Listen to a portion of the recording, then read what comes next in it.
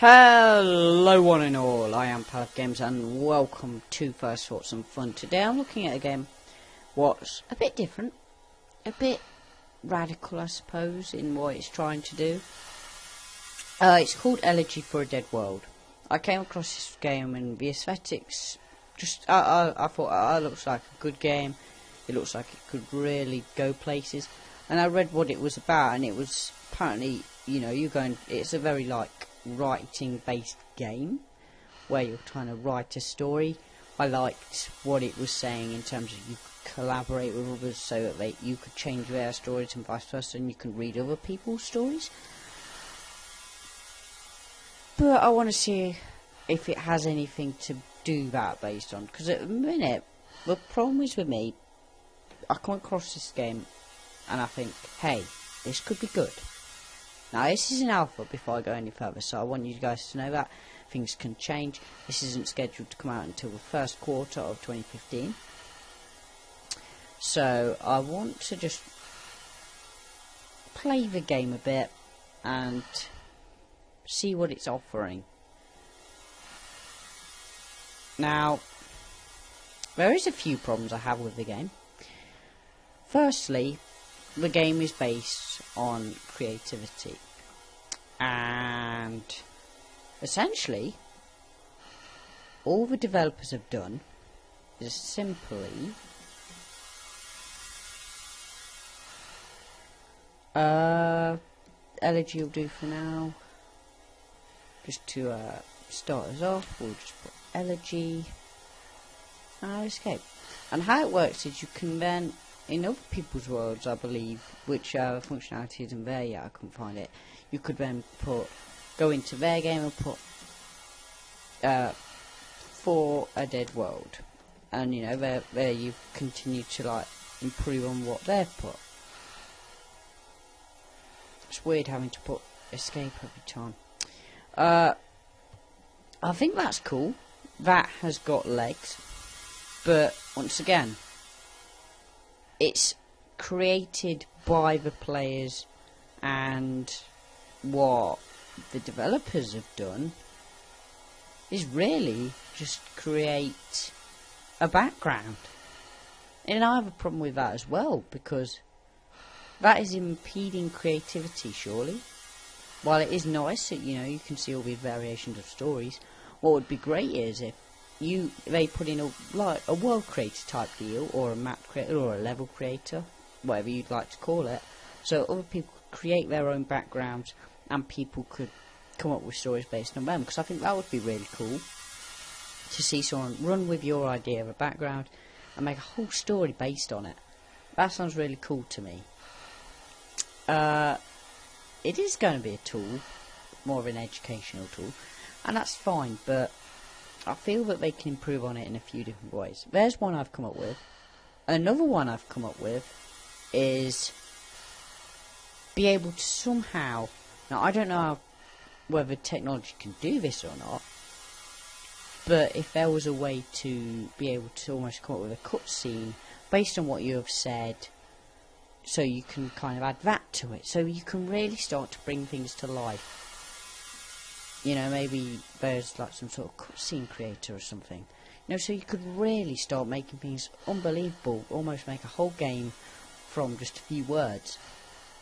Outside of obviously the mechanics needed, but you could just use the mechanics what are in the game already to do that. I feel this has the ability to do a lot more than what even Minecraft has done potentially, with the right stuff in place. I feel that it's got an okay start, but at the minute it's very bare bones, and to be fair, I am expecting it is an alpha. But I thought if I could come up with a few things, because I was really intrigued by it, but then I realised actually there's nothing here which prompts any of that. It's all based on the players. Now, arguments can be made for other games. You could be like, oh well, Minecraft's just that, but it's not, because it has gameplay elements, something this game hasn't got. Outside of moving, that is it. The game hasn't got anything what makes it a game. And so I'm annoyed that they would call it a game in this current state. If they are to change it and make it more like some of the suggestions I've come up with, at least then you could say, well, it's still not a game, because, you know, there's nothing to interact with other than other people who have put text in. Even doing this, all you're doing is going into a different background. I like what the game's doing. I would call it an educational tool at best. I wouldn't think you could be so foolish to think this is a game. But I don't want to hate on it too much, because like I said, the concept is good if they will do some of the things I've suggested. Now, you may disagree with me. You may think I'm looking too much into this. If this is freeware, that's fine. But if they're planning on charging for this, which, you know, that would be the smart thing to do, they really need to put something to make it a game. Now, I don't know what they're planning on doing, but I couldn't see that they were planning on doing anything else. So, it leads me to believe that they could do a lot.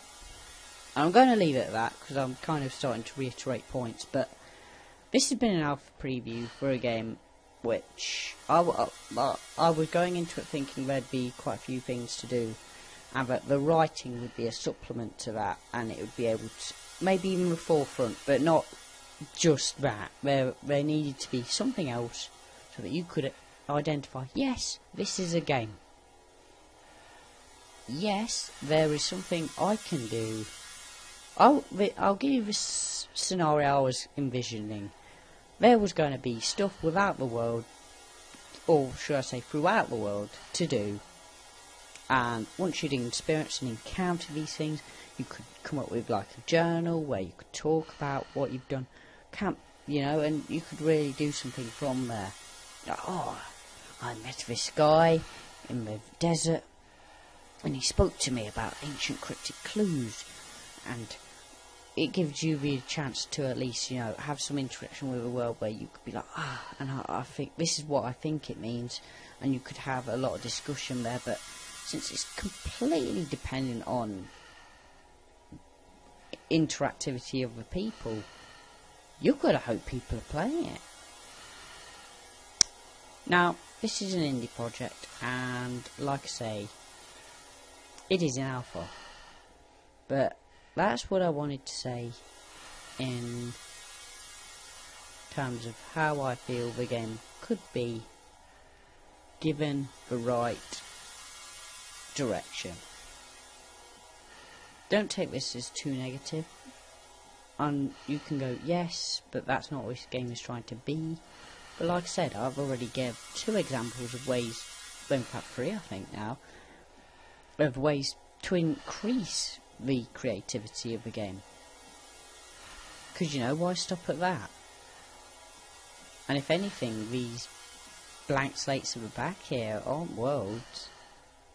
They're just backgrounds, which you could easily just have people create themselves. Why not have them have full artistic liberty of the game?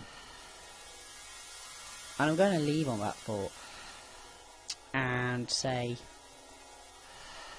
it has potential, and I hope they take this advice on board and don't take what I've said as just character assassination of the game, because I'm not trying to do that. I'm trying to like give them ideas of making the game even more than it already is, because I believe it has huge potential. It just needs to do more in order to make people be able to further, you know, be inspired to do crazy stuff.